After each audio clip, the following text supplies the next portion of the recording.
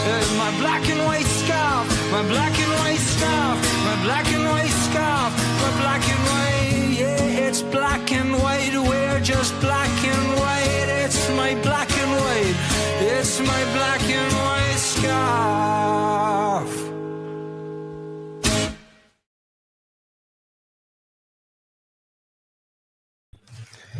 Hello, and you're very welcome to the Town End Podcast. It's season 5, episode 20. Unfortunately, it's Dundalk 1, Treaty 1. Once again, it's a tragedy against Treaty as Dundalk give away another late goal to end in a draw and share of the spoils between the two clubs.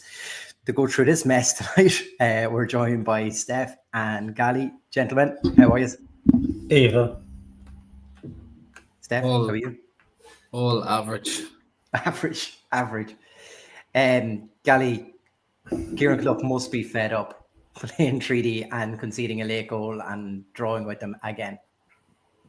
Yeah, I remember when we were, was it the second time we played them or the first time, and we said we hope they don't become that Bray team that we used to have years ago. I think I mentioned it against Cossey Cove as well. But yeah, I mean, you're talking about a situation where you don't mind a draw, providing you're hammering everybody else, and providing you're producing something that, you know, it's mental with some of the results we've had and some of the performance we had that we're still 4 points clear at the top of the league. Yeah. You know, but we're getting away with it because we have maybe that little bit extra caliber. Maybe I don't know. Like, and credit to Treaty. You know, we can't be talking ourselves all the time. You know, Treaty have hung in there. We can talk about a bit of naivety at the back for their goal, but I think you're talking nearly an hour before we got a shot on target. You know, and it just seems to be a recurring theme. You know, we can't seem to get a hold of a game enough for 90 minutes to put the talent that we have to use, to full use, to give it 100% of a game. And look, I know it's first division, and we can talk about the cliche and the cheesy quotes of, you know, it's a more physical league. It's not really. I mean, it's, you know, you could argue the point that maybe some of the players we have are maybe too technical for the league, but at the same time, you can't go out and produce that and then call yourself a technical team. You know, it's happening too often. Yes, we're top of the league, and yes, we're unbeaten, but the performances just are not. There's no way the two boys are happy, you know, with the performance throughout the season, probably. Like I said last week on the show, that I think probably the cup game might kickstart something because we're going to come up against a higher caliber of player, and that's no disrespect to anybody in the first division. But again, we've shown tonight that, you know, we're just not at full throttle, and we can't seem to, like, you know, look, Steph will talk, look, we'll get into the game, but I mean, it took the subs to come off the bench to kind of ignite what little was there, you know. It's disappointing. Look, it's a draw again for the total. You know, we can't seem to get over a Treaty team. But I mean, if that's all the issues we had, if we couldn't beat one team for the whole season, you'd live with that. But some of the performances for me are just a wee bit disappointing. And that's just another one tonight. Steph, your thoughts on the game? Any good news, Gali? No. I'm waiting for Captain Positivity to come in and take it. Yeah, no. His work cut out tonight. Yeah, no. Ross said to me earlier, when Treaty equalised, he said we haven't beaten Treaty in 90 minutes yet. We played them in a cup game before the season and beat them in extra time. But yeah, look, I think it's no coincidence that our home results have been a lot poorer than our away results, and I think that has a lot to do with the pitch.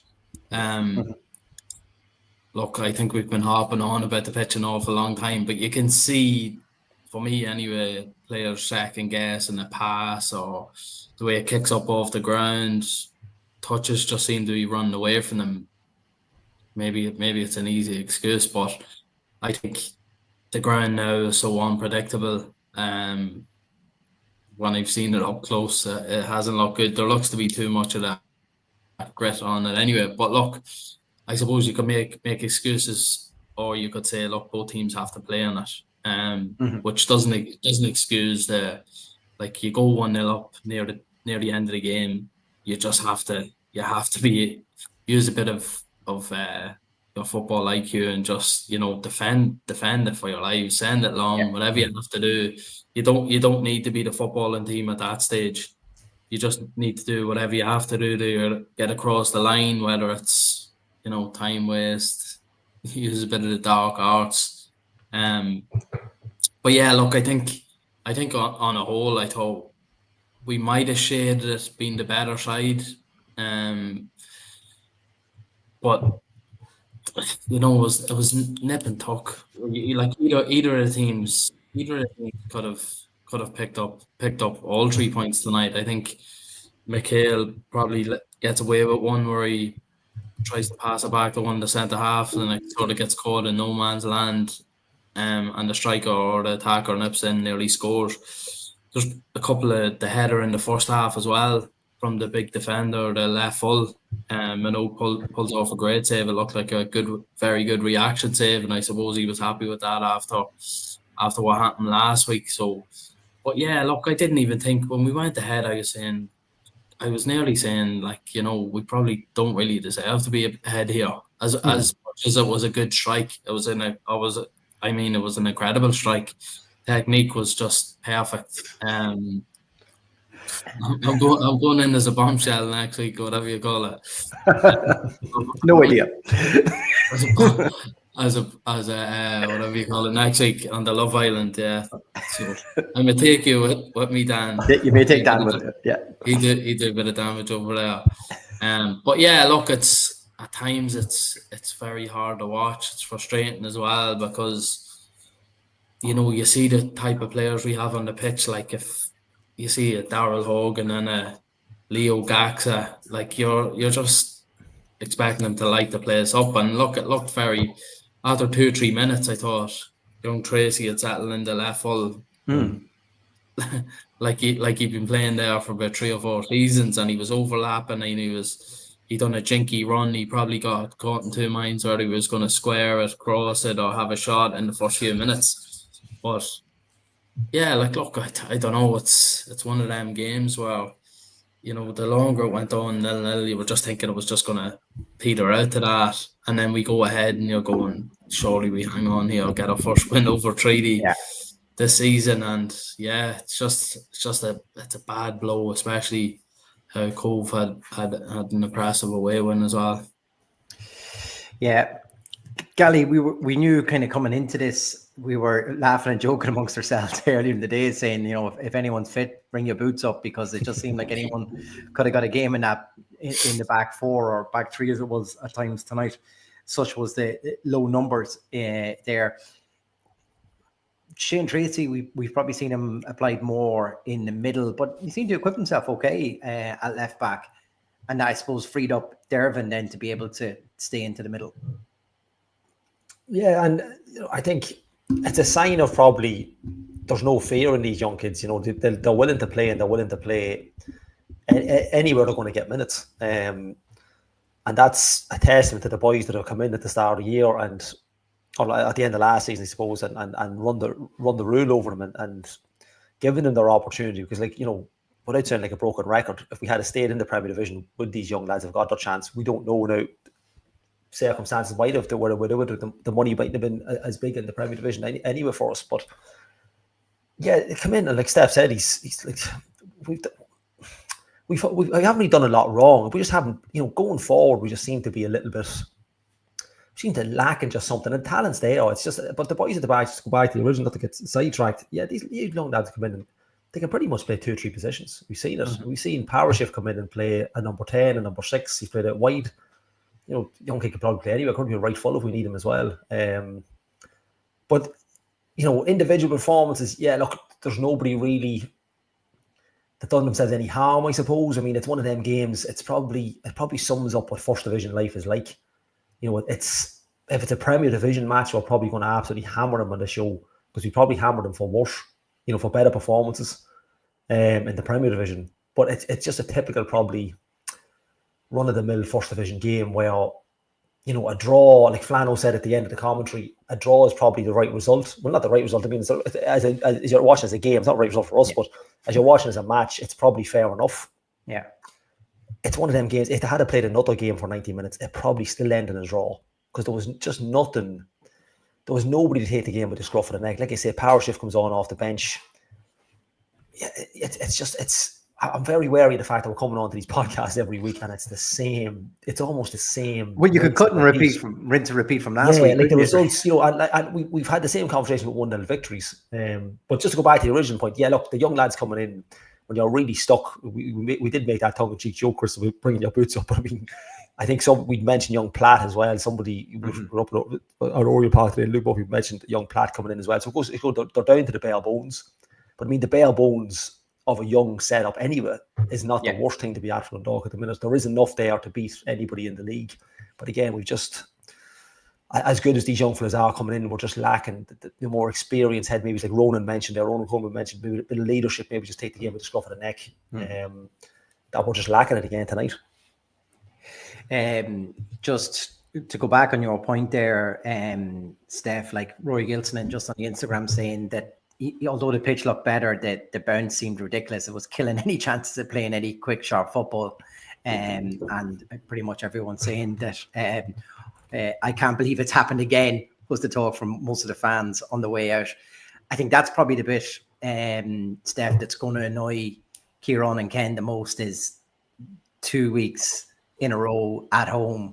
You've let these opportunities slip. You're in a lead in the game where you should be able to see it out, and you've allowed the opposition back in, and you've had to share the spoils.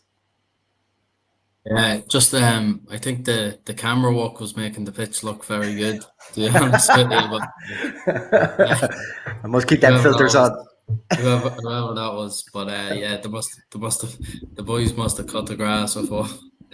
But but seriously, like if you look at the last two games, you're always going to get games where you probably should win and you draw. Like, look, we're still unbeaten as well, but like there's two points dropped this week, 2 points dropped last week, and instead of being 4 clear, like you're 8. Do you know what I mean? It's them little things, and it's a bit of momentum that you're after losing again, and to be in them positions, like it's not like we're coming back into games and we're nicking draws at the end or we're nicking a win at the end. It's the other way. Like if you're losing at the end, like Treaty are going down the road there thinking they've won the game, but they've picked up 1 point the same as we have. Do you know what I mean? So yeah, there's a lot. It's just all about perspective and what way you look at it. But yeah, I can't. They'll be very annoyed with it. We've gotten ourselves into winning positions now a couple of times, and we haven't been able to see it out. And look, maybe that's down to the inexperience and the age profile. But you're looking at that back four, like we're missing. You have to say three of the starting back four. Like Mayowa has been playing all season. I know O'Keefe's been injured quite a bit, but like I think if he's fully fit, he's the starting right full, and then you've Sean Keogh is obviously suspended as well. So like for Mikhail, like a seasoned pro there at 20 years old in the back line, he was like a veteran. Mad to think, isn't it? Yeah, a couple of 17-year-olds in Mulligan and Leonard, like you know what I mean, and then Shane Tracy's 19, I think. Yeah. So look, you can't, like, it's hard to knock these boys. Like they're coming in. Like I don't like going back in time, but the last time we were in the first division, we had a back four of like John Flanagan, David Crawley, Aidan Lynch, Ben Wheelahan. Like I don't think any of them was under 30 at that stage. Like obviously, look, incredible players and incredible careers and that, but it just shows you the different time. I know it was back in black and white football back then, but look, that's the world of a difference. But these boys, you can't not be impressed by someone of that age to come into a National League standard. Yeah, and look, they've probably been the masters of their own like criticism because they're so talented, because they're so good, that you're sort of saying, we should be winning these games, and you sort of forget what age these sort of boys are. And look, we expect the best from Dundalk, and they've been incredible this season so far. Look, everyone wants the performances to be better, and you just hate to slip into draws, and then look, if we pick up our first loss, then we've it's there's no easy games in it. No. We've not blown anyone away. Bray was probably the one down there, and then they tried to give us a mini heart attack by conceding nearly. There was an offside goal. I think the crossbar was hit as well. So do you know what I mean? And another night it could have been 3-3, but it's every game seems to be nip and tuck in this league, and it's the first division. We knew what we were getting when we dropped into it. We probably, like, if everyone's going to be honest, we're miles ahead of where we thought we were going to be. We thought it'd be a slog, and we hope more than thought we were going to be in a mix-up. And the longer it went on, the more we were getting confident in ourselves. So, look, it's a couple of young lads, a lot missing. The 3 that I've mentioned already, but every time you see Andy Parashev coming off the bench, he just sparks stuff into life. Yeah, I don't know what it is. Obviously, there's reasons why he's not starting, or he doesn't. I think he did give him a chance before, though, and just didn't seem to have as much of an impact. Yeah, possibly. And look, he could be just at that young stage in his career where, it suits him better to come off the bench, and maybe, look, he's his head screwed on, and he's watching the game and say, look, maybe I can do this when I come in, and little things like that. And he's obviously, playing his first year in senior men's football as well. So look, we can be overcritical at times as well, and we can point fingers and question managers while we sit behind the laptop and exactly be football managers. Yeah, but look, you're just up watching the game, and you're hoping when they go ahead, then you're just hoping that they have enough in them just to see the game out. And you're looking at you have no sneaky look at the league table again, going, it looks a lot rosier now. Yeah, Gally, I think we've gone back and forth. Can you work with both Dean Ebbe and Owen Kenny, who leads the line and who doesn't? It seemed like Owen Kenny maybe had the nod to be the furthest one forward tonight, with Dean Ebbe in behind him, but it very rarely kind of found the two lads were able to link up, and chances weren't plentiful in the first half. And I think in the second half you've probably seen Owen just dig the ball out himself and get a couple of shots away, and we're missing that link from the two lads without a doubt. Yeah, that was one of I think Steph might have actually, at the very start of the season, we kind of brought up, when we signed Ebbe, we signed a Ruby, we had Kenny. When Kenny signed his contract, we kind of wondered where they were going to play. Were they going to play as a front three? And then we had Gaxa come in as well. And, you're probably looking at maybe Hogg and playing more central. So that kind of freed up a bit of a gap on the left or the right. And we didn't really know what kind of setup it was. There's an argument for Kenny out wide. I don't like the two of them together. If it was ever going to be a situation where a 4-4-2 doesn't work, they don't seem to click at the same. To play where they played or play kind of off each other, it doesn't seem to work. And look, we're only basing it off a couple of games. It's not like it's happened all the time with the both of them on the pitch. There's nobody subbing off each other. But in this division, going by, you want to pick players that are in form. Unfortunately, at the start of the season, Dean Ebbe would have been given the nod simply because he had the run of the league last year, where top goal scorer. But as the season goes on, there's nobody really grabbing that. There's no, the last couple of matches, we don't have anybody kind of really stating a claim and say, I should be the top striker, or I should be number one forward. But what Owen Kenny has in his locker is there's a bit more kind of strength and maybe a bit of want of him out on the right. And Dean Ebbe's not slow across the ground either, but I suppose with the injuries tonight as well, you probably maybe should have expected maybe something like that rather than make a like-for-like sub for the two of them. But there's probably games where it'll come in handy to have the two of them on the pitch at one time. But tonight, I honestly think if Andy Powers doesn't come off the bench, we probably get bet. We're talking about individuals. Now, look, whether we can see the goal at the end or not, he's involved in that as well. So there's a yin and a yang to it.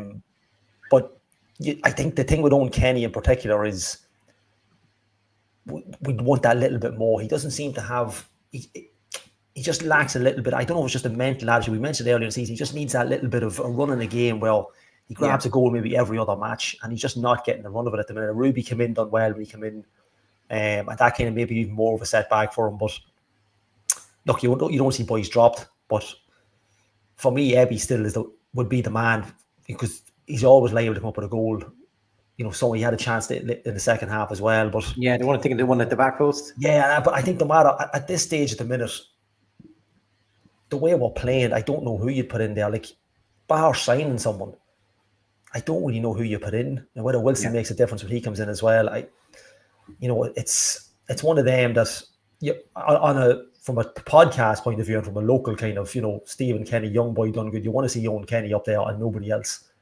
Mm-hmm. But I just don't know. The jury's out on it. I just don't know. You're nearly hoping that they just grab the game with the scruff of the neck one day and change the game for us. But unfortunately, we're just not in games enough. We're 1-0 up a couple of minutes to go. We still can't win the game. Like Steph said earlier, we don't seem to. Like, if we went 1-0 down in a match, can we come back for it? We haven't seen that enough. We haven't seen a bit of biting them at the end of the game.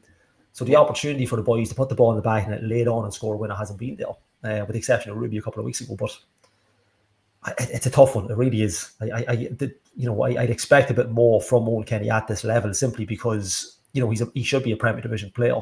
Mm-hmm. You would have expected maybe him to have a crack in 6 months of the season and maybe not be with us at the end of the season. But yeah, look, I think it's just a coming together of the way we're playing. I don't think it matter who plays up there at the minute. It's until we get a cohesion going where we're just at teams for 90 minutes. I think we're just going to struggle up top at the minute the way we're set up. Yeah, Steph, do you think there's a way to get the two guys more into this? Like, we're talking about lack of attacking options, and I suppose there are your best chance of scoring goals in particular. Dean Ebe, his record from last year, he's already bagged 7 so far this year. Unlucky with the one at the back post probably today, but you'd like to see both of them on the end of more chances though. Yeah, definitely, for sure. I think there was a lot of the time, and I don't know. Obviously, I was just watching at home today, but you don't get the full picture. So, like, Ebe looked like he was dropping more into the 10 role, and Kenny was playing nearly on the last man at times. So, look, I obviously couldn't see off shot how that was building up, or if that was done, as a setup in the play or not. But look, it's one of them things where the two of them probably just seem a little bit low on confidence at the minute. Owen, look, what you get from him is work rate, and sometimes you just feel like he might be just forcing it a bit. There's once or twice, he cut in his right, and he's trying to get a shot off when you're thinking, it's not really on. Maybe try and link through the striker and get a 1-2, and then you can get a shot closer to goal, or at least more centrally that you can trouble a keeper. Even I'd just be watching a little bit, and he's rushing off shots. Look, maybe he has to rush the shot off to get it off, or it gets blocked. But it just seems like when you see the real clinical strikers, it just seems like they've more time. Natural to them. Yeah, they just seem like they have more time, and maybe it's something like that. Maybe he's in his own head now. I think he unfairly gets a lot of stick from people, and maybe it is what Gally mentioned, what family he's from, and he's an adopted local, and look, everyone has the massive high hopes from him. He was away in the off season with Blackburn, and you just think everything was set up for him, and it just goes to show everything just doesn't click into place. But look, this will be hopefully building character for him, and he'll look back on this in another year or two and go, what was I worried about? I was still learning the game, and look, it's great that he's getting these chances, and look, I still have the firm belief that, look, if he clicks 2 goals in a row, that like he'll just kick on, and his confidence will soar, and everything will sort of go right for him. Ebe just seems like a streaky player. Like, he'll go through a sequence of scoring 3-4 goals in a row, and then he might go quiet for a couple of weeks. But yeah, look, the goals are badly needed, and I think if them two boys start hitting goals, we start pulling away from teams. I thought Gaxa was unlucky. He got into a good position, and he just dragged it just a little bit, and I still think we're still looking at it going, it's just going to clip the post and just nestle in the other side of the goal. And it seemed to be kind of going slightly away, didn't it? It was just when and I don't want to say the pitch again, but when it seemed to hit the pitch, it just look, and maybe it's the way he struck it as well. But yeah, look, I thought that one was going to nestle in, and another day it probably does. But It's good build-up play by Owen in that. yeah, it's a great ball through, and he releases him perfectly, and it's in his stride, and he just has to takes a touch inside, goes on a stronger right foot, and you think he's just going to bury it across the keeper, and because one of them goes in on probably 4 or 5 different nights, and this is the night it didn't go in. So yeah, hopefully the next time it comes around for Gaxa, he can put it away. But yeah, Dan Shields is just after meshing me himself, and Sean Judge are out having a few beers, so he said to give the 2 boys a shout out. Fair play. What boys? Gally, we get on to, I suppose, the big 2 moments in the game. Dundalk, in around the 85th, 86th minute, take the lead. Corners overhit, kind of recycle back. The keeper punches it away. It falls to Andy Parashev, who I suppose this is the ideal time for him. This is where you want them on the ball, where he's a little bit of time. He loves a little rollover on the foot, and opens up a bit of space. And obviously realised that Harry Groom's coming at pace in, and he can just ladder it right the way through. It's a fantastic bit of play. Probably the only player on the pitch who could do those things. We've seen it before at the Longford game when he sets up Owen Kenny for the winner, and this was just like another little bit of that little magic. Yeah, and look, we have the Keith Wards and we had the Leo Gaxes that probably a bit more about pace and quick feet, but Parashev seems to give you this little bit of, he seems to almost have a lazy way about him. He just seems to stroll through the games. I said a couple of weeks ago, look, I know it's high praise, but I remember Berbatov playing for United. Just he looks like he's not doing it, but then he produces something. I almost expect him to have a shot, try and go top ins with it, bend around the keeper, but the layoff, the build up to it, the layoff, the Groom. I mean, Parry Groom again, Johnny on the spot. I mean, how we missed him over the last couple of weeks. But again, cracking finish, like Steph said earlier on. I kind of thought we might get another one after. I thought we that kickstart in the next 5 or 6 minutes, and maybe just grab another one. But look, it's a fantastic goal. If we forget what happened the next couple of minutes after that, it's a fantastic build-up. And like you say, it's probably the only time in the game. Look, the Gaxa chance is definitely something. It'll annoy him in particular because he almost seemed to have loads of space to the keeper's right. And he's dried a little bit wide, but it's probably the only player on the pitch, like you say, Chris, that will produce that little bit of that little bit of magic. It's not that we don't have players that can do that, but at that time in the game, coming off the bench fresh, that's exactly probably what he was put in for. And he's just one of those players that it looks effortless to him. It really does. I don't think I've seen, we've had some serious talent over the years. I really don't think we've seen anything on his day as good as him in a long time. Steph aside, I don't think there's anybody been as good as Andy Parashev. But Steph McKev would be a close second. But Jesus Christ, I don't think there's anybody. I just think he makes the game look so stupidly easy. Now, I'm not saying he's by no means a finished article, but I mean, like Steph said, a raw talent. He's come in his first year in senior football, and and moments like that. That's probably why he's been brought off the bench. Maybe like you said earlier at the start of the show, maybe a 90-minute game just isn't for him. Maybe just gets found out. Maybe playing, gets tired. I don't know, but definitely the impact coming off the bench, it's second to none. It's not the first time this season either. Yeah, Steph. I suppose what Ken and Kieran will take from that is that when the corner comes in, players are in the right position to recycle that ball, get it back into a danger area. Once that ball goes over everyone, or should I say the keeper kind of punches it out into space, at least Andy Parashev's first thing is to get down and get into the box, create a bit of space, and that creates space for others around him then, because defenders get drawn to the ball, and that allows Harry Groom that space to kind of caress that into the corner then. Yeah, I think his movement and play actually, like you said, creates the space, and then Groom comes onto it perfectly, and the technique's just quality. Smashed it in.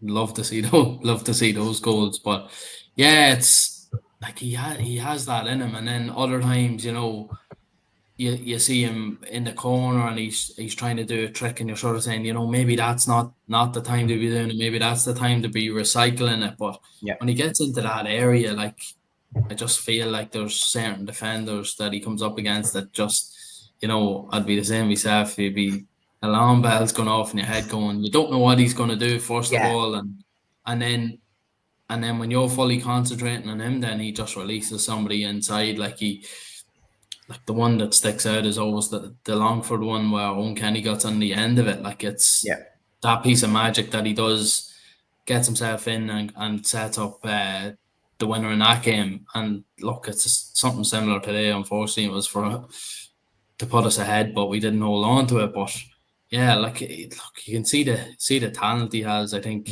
Darius Cairns was saying to us before, we the talented boy on our hands, and obviously he was doing it for him. And it's great to see him in bits and pieces. Look, if he can string it all together now and put in a performance, then it'll be for the betterment of the team. Yeah, just a reminder, everyone, to get your nominations in for Man of the Match. We'll give away a 15-inch Tony's Pizzeria. Bang on that, Jason Kelly comes in with one. He was waiting. He was waiting for me to say it clearly. So we'll get to that section later on. Gally, a minute and a half though after taking the lead, we're back on level terms again. Where did we go wrong on this goal? Because we seem to have possession of the ball inside our own half. Yeah, we're kind of knocking around, and then they force the ball all the way back. I suppose to Minogue, who launches the ball up. It goes out of play. From the throw-in, we just never set ourselves back in again. And it's the really frustrating thing is that we haven't even closed. We haven't closed play down, and that's a real at that time. I think Steph mentioned it right start. Like, if you're not closing the ball down a couple of minutes ago in a game that's been like that, it's not like it's been helter-skelter game where we've hit the bar, we've done this, there's been penalties, there's been fights, there's been yellow cards. It's not been that kind of match. If you can't close down the ball, knowing how difficult it's been to get the first goal, and it comes back, I think his name escapes, it might have been Ronan that mentioned on a post there. It's a bit of naivety, it's the other side of having a young team, maybe. I don't know. There is some wiser heads in there. I think Flano, I'm up with the correction. Darryl Hogan's probably close to the ball, might have closed in a little bit quicker. Look, hindsight's great. Look, we're great sitting here an hour and a half after the game talking about what we should have done and what we could have done. But there's a bit of naivety there. The ball's come across. There's been a bit of a deflection, but it seems to take, like Steph had said it there about Ebby. All good strikers seem to have an age in the ball. That ball seemed to go in slow motion when it got to that player's feet. I can't remember the goal scorer's name, but it seemed to just take forever. He seemed to have all the time in the world to hit that ball. Yeah, it's been a pot shot, but it just seems to go across 3 or 4 players, and nobody seems to want to go and intercept it.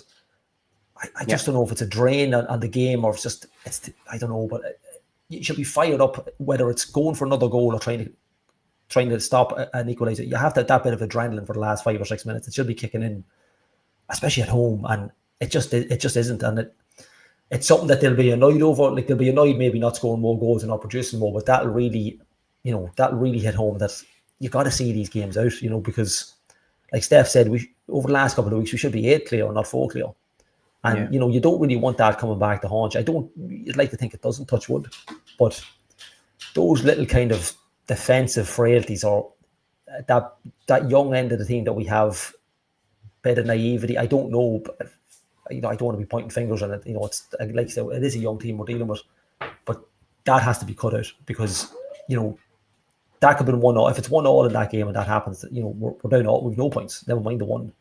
And that only takes a few weeks for that to happen, and your Cove Ramblers start coming back into your Bray, and this is what you're going to be dealing with. But it's just something that'll annoy them, and it should annoy them, and hopefully they can put that right, because there's no point in scoring potential winners 6 or 7 minutes to go, and then always coughing up a chance for the other team. You got to cut that out. Shut up shop. Whatever you have to do, go long, like Steph said, kick it down into the corner, whatever it may be, and just see out the game. And it's just that wee bit of naivety that has to be kind of run out of them, really. Mm-hmm. Steph, from a defensive point of view, like, if you're in possession of the ball, you're running down the clock. It just ticked over to the 90th minute. Like, you got to hold on to the ball, surely. I don't think Minogue was under any real pressure as well. and when he kicks the ball out of play, then from that throw in, if I'm right and remember, like it's just a long ball knocked over to Darrell, the far side, gets the wrong side of his man, allows the cross to come in.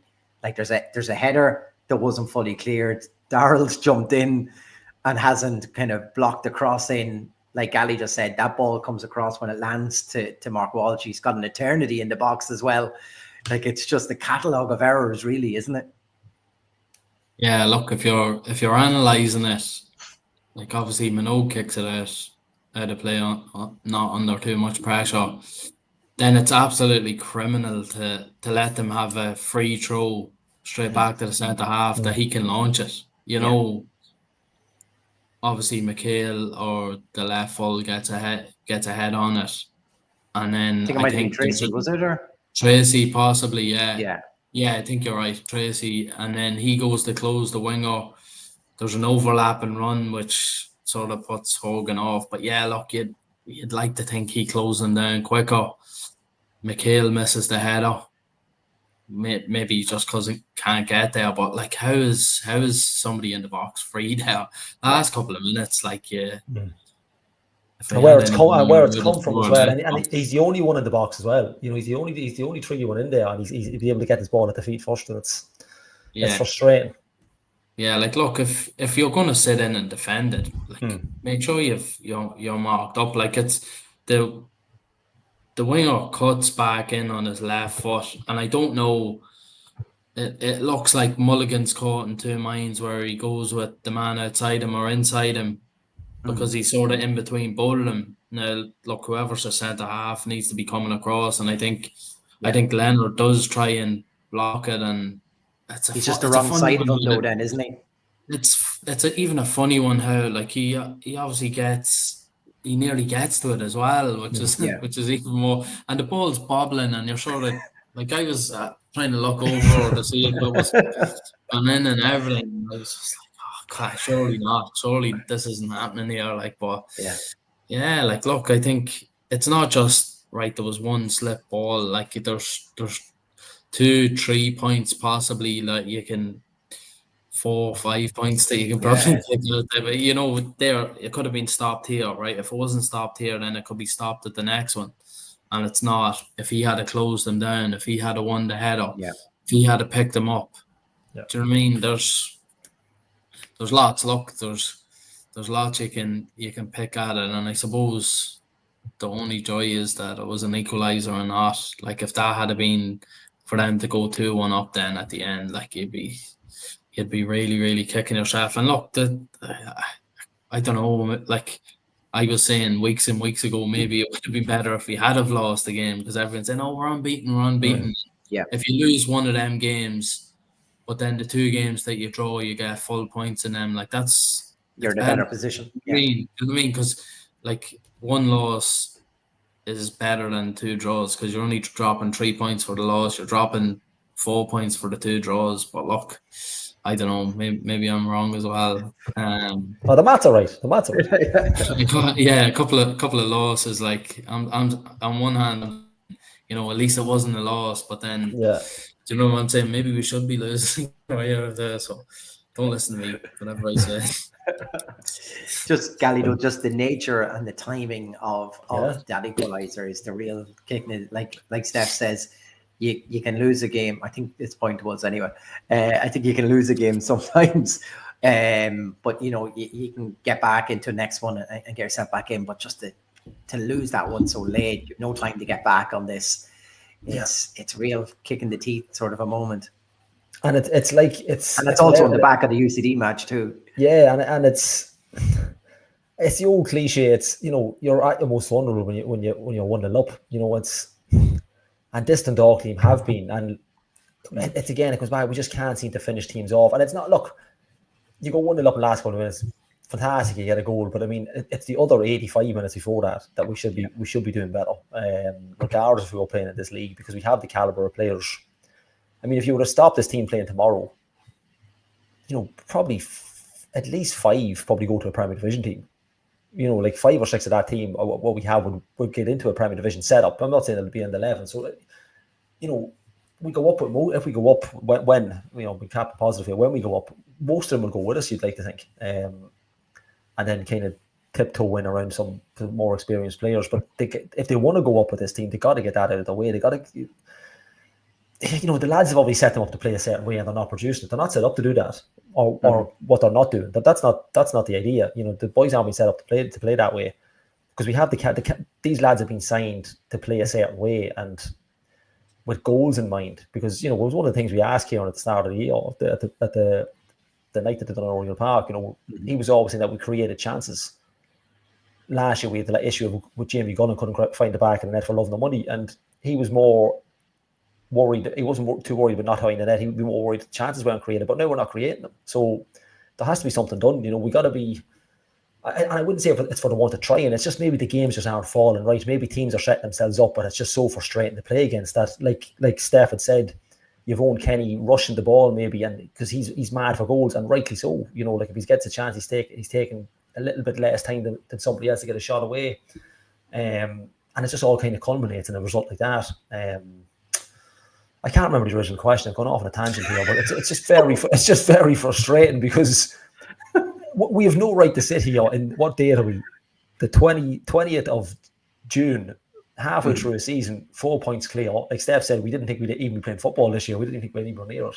So we really have little to be given out about. But because we know the team and the level of what these boys have signed and the level of the coaching that's behind them, we should be a couple of more points clear. And like Steph said, the last couple of weeks we should be 8 now, but we're not. And so you would like to think that even if we still go unbeaten for the rest of the season, games like that, if it's only a matter of time before teams catch us, and it starts to get really kind of down to the last kind of, you're talking late August, September, where the real business end starts. And it's the cup can't come quick enough. Just get a few league games out of our way and get the cup on and see what we're really like. But it's frustrating. I mean, look, a draw. Maybe Steph's right. Maybe get the loss somewhere, get it out of the way, because you always have it in the back of your mind, even if you don't want it, that we haven't been beaten, and you might want to go the whole. They might be talking about it, but somebody's thinking we can go the whole season unbeaten here. But there's no way going unbeaten and still been struggling for results. Apart from that, though, life is good. Yeah. It's hard to comprehend. It's hard to kind of give too much complaint to it, because at the end of the day, we are top of the league. We didn't have a football club 7 months ago. Yeah. But in context of performances, we're known. I think we have 2 or 3 gears left. We haven't got going at all, I don't think. Well, look, I think we've a really interesting week coming up now, with Harps away and then Cove in Oriel next Friday. So I think next week's gonna say a lot on where this whole league is going, and whether we're going to have a knockout to the end, maybe with Cove or something like that. Time will tell on that. Should we have a look at player of the match? We'll try. Steph, who stood out for you? I was nailing it on for Vinny Leonard until the equaliser, and I'm still unsure if it was his fault or not. As a commanding centre back, I sort of half think it was, and not Mulligan's fault. I don't know. You put me on the spot here. I think I'll probably just stick with him, to be honest with you. I think, look, there was a couple of a lot better performance from Elon Kenny. Yeah, got a good few shouts for Owen tonight. Yeah, for Elon, Frank done his spell check. But yeah, look, I think he his performances, and you can't knock his work rate. I thought he was good. I thought Tracy came in, to come in and out of position. Yeah, you've only played a handful of games, a handful of starts, even out of position, to come in at left full. I thought I thought he done rightly. Mulligan again impressed me at right full. He looks calm and assured. Vinny, I thought was standout. He just looked to have, like Maddie has caused us plenty of trouble down through the years. I thought, he had he had his number quite easily. It just looked so easy from. I'll probably just shade it for Vinny, to be honest with you. Graham nearly nicked it with that technique for the goal. Did you call me? Sorry, Chris. I did. Yeah, I was the same. I was surprised. Yeah, I was surprised. Just named half the team, so you could narrow it down a touch for me there. I was surprised there was more. There wasn't vote. I surprised there wasn't more votes for Leonard. Not that we've been inundated with votes. We didn't really mention him tonight. Now, as much I definitely like Vinny Leonard's been. I'd say we give more pizza away for Vinny Leonard this year. I'd say he's got the most this year. Pat Hogan ever got. Or Chris Shields. He's definitely up there with the record. For me, I'm going to agree with Jason Kelly. I thought Luke Mulligan was actually Tracy for me. Now that's the second time I've seen him play, and it was like second time I've seen him play, but been really outstanding. But I think just for me, for Mulligan coming in, I thought there was 3 or 4 there. I'm not going to go too far from Steph, Leonard, Mulligan, Tracy. I think Darryl Horgan at times was excellent, but again, you you're back to the goal and you're thinking about the goal, and But for me, without dragging it out, I'm going to go Mulligan because I've gone Tracy twice before, and I think Mulligan's he's kind of floated in and out. If Parashev played probably another 15, 20 minutes, we probably give it to him. There was 1 or 2 just because when he came on, I think maybe just not on the pitch long enough. And look, like Steph said, there's a shout for Groom as well, simply because of the goal. And maybe just the last 2 weeks. I can't remember who got last week's pizza, but no, I'm going to go for Mulligan. Yeah, I'm going to agree with Jason and go Mulligan. I remember Dan Shields won it, but I can't remember who he put in. I think it was in via a vote for Steph. Might have carried it across the line there. We get a bag of chips, a pizza for Mulligan, and a bag of chips for Vinny Leonard. That's what we were trying to do. Will we give it to Jason? Since you mentioned him in your comment there for Look, it's Well, you've got the vote, have you? Lads, Steph named half the team who eventually got around to Lou. I'm not going. I don't think we're too far wrong with any of the 3 really. Young, and again we're talking about young fellas. Yeah, the 3 of them were in the running. Tracy, Mulligan, Leonard. I don't think we go too far wrong from any of them. So. Yeah, well, look, apologies then to Vinny that we just can't give him another pizza on this again. For people don't even watch the game; they're just coming in and going Vinny Leonard for the pizza. Yeah, exactly.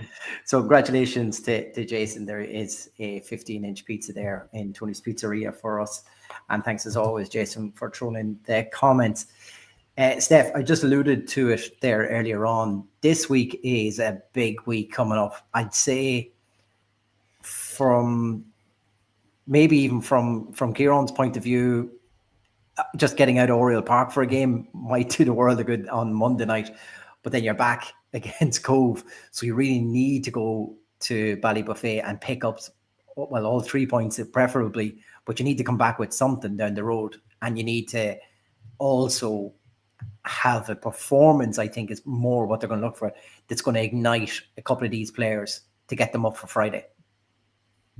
Yeah, I think not that the shackles are on or anything like that, but sometimes, you're just saying you might just feel a bit of pressure from the home crowd at times, and we're going up there expecting to win games again, whereas last year we weren't expected to win. Like, we sort of got it into our own heads that we weren't going to be winning games. We were more hopeful than that, and so look, sometimes you can go away from home and just be like, we give ourselves a wee breather here. You put in a performance, and look, everything. We have seen that from results on the road so far. We probably have picked up more points away from home than at home. Yeah, and there you go. There's what is it? I think is it 5 wins and 5 draws at home, and the away forms was better before tonight. And we're only after drawing a game, so yeah. Look, it could be a bit of a release for players just getting out of Oriel Park and just. Sense of expectation. Yeah, and look, it's a Monday night. There will be a few brave heads that'll go Ballybuffet on Monday, or there might be a few boys that go up and watch the Loud game on Sunday that stay over. There you go. There's a Donegal rally up there as well, so God knows. Shows you made a weekend of it now. There's two reasons right there. There's an advertisement for Donegal the weekend straight away. You should be in marketing. But yeah, like, look, I think, I don't think the players are going to be going up there like, panicking or anything. We're 4 points clear at the top. Yeah. Go into that game, just focus on that one first. Do your best to get the 3 points, and then you look to a massive game. And look, sometimes the bigger games, when you get them in the Oriel Park, then you have the advantage. Whereas sometimes you've no offense, I know Gally mentioned it, I think last week. Pity it wasn't a treaty we were playing at home instead of UCD last week. I think he sort of said, but yeah, sometimes look, there's the expectation that we're just going to roll up and we're going to win the game, which we haven't done the last 2 weeks. So, it could be just that bit of a release, and everything just clicks into place. And next we're after coming back from Ballybuffet after beating them 2-3-0, and we're rolling in, bouncing in the Friday night. Yeah. So you just hope that's the case. Because look, we've got our 2 draws out of the way now. We get back to win Wales for Monday night. There's captain positivity for you there, Chris. He's back. He's back in the game. We might get a few more injuries back as well. So look, everything's looking up again. Well, you would think Mayo and Sean Cure, that was just a 1-match suspension, wasn't it? Yellow cards. So that's good that we'll at least have them back. Gally, your thoughts on the fixtures this week? I've been hammering. Which one? I was trying not to be too pessimistic, because normally you'd be thinking 7 or 8. Yeah, going to Finn Harps, you think, oh yeah, we take a draw. Up to Finn Harps, not an easy place to go. It's like Stoke on a windy night, one of them spots. But yes, definitely. But you don't really want it now, because you've had the last couple of weeks. You kind of want to go up now, and like Steph says, 3 games in a week. We're sitting here next week, hopefully with 6 points, but it's from 3 games. But 7 points, sorry, 6 points from the next 2. But it all, if you can, you can probably take a sneaky win in Finn Harps, but then it builds up, like Steph says, to Friday night, because they're the team, regardless of the results against Treaty. Cove the team. We said it. We everybody's picking us and them at the start of the season. But actually, they probably weren't picking us. They were probably just you were going off the club history rather than what we were at the start of the season. It was probably more Cove than anything else because they've been backed. But they're the games. That's the game. If you want to be winning leagues, you've got to beat the teams around you, and that's. That will be Treaty maybe later on, but it's Bray and Cove for now, and it all leads to that game Friday night. But you got to go game by game. So it's all eyes on Ballybuffet on Monday night, and they're never easy. Especially when it comes to the first division. But you'd expect, and I like I can't remember, it was yourself or Steph said, there's no need to panic. These lads don't need to panic. They just need to go play football. There's no need to overthink everything. And maybe that's half the problem, that they're overthinking it. They're kind of.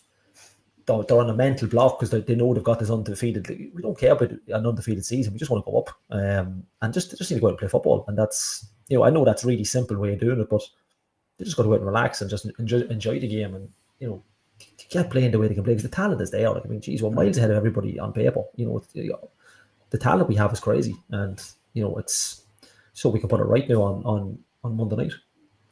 Yeah, well, look, we could probably go back and forth over all these goals in this game tonight, and like I say, it's probably more of a carbon copy to the UCD match as well. But like I say, it's Monday night when it's 6-0. That'd be nice. Yeah, I hope we're not setting ourselves up for a fall after all of this. Look, we will. In other news, we will have kind of a big announcement to come. Kind of half sneaky out what's here currently, but look, we're pretty much ready to rock with this year's charity jersey from ourselves. Definitely a cracker. Hopefully everyone else can get behind it. We will have links and everything else up on the 1st of July. Seems to be the launch date for that, so it'll be everything through Player Fit. We'll have the shop open there, be able to make our purchase, and then after 5 to 6 weeks, I think after that, it should be delivered out to you there. So hopefully everyone will be able to get involved in that, and we'll get them. As always, we partner up with Donal Green and Dundalk Village on this. So the money we raise from these jerseys goes directly into improving schooling in Uganda for kids. Last year we were able to put pretty much a whole school through a semester. So look, if we can do something like that again, that'd be amazing from ourselves. It's a little throwback to the first division, Steph, for this jersey. A little reminder of those first division days, which is nice. Yeah, class. Big reveal coming soon. Someone nearly spoiled it.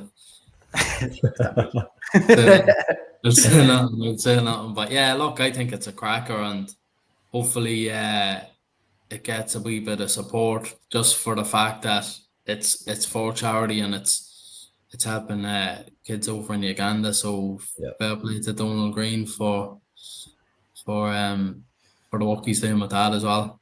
Yeah, absolutely. And thanks to Donald for his continued support of the podcast here. Of course, thanks also to Vinny and everyone there in Tony's Pizzeria as well for continuing with the man of the match pizzas, and to Mark Harlan and everyone up in Black Mountain Studios as well. We'll get a date in the diary soon for a bit of a live event there. Lads, I think that'll probably do us for tonight, unless there's anything else, is there? No. Monday night, all eyes, Bally Buffet. That's it. That's you. I thought you were going to take me completely out there, Gally. I was like, great. I'll press the button. You're leading me out here. You took me by the hand to dance, and then you picked someone else. Like Gally just said, all eyes are on Ballybuffet on Monday night, where you'd hope this Dundalk team can find a way to get back to winning ways, take the 3 points back to Oriel Park, and that sets us up nicely for a crunch match against Cove on Friday in Oriel Park. So until then, just leaves us to say, come on the town. My black and white scarf, my black and white scarf, my black and white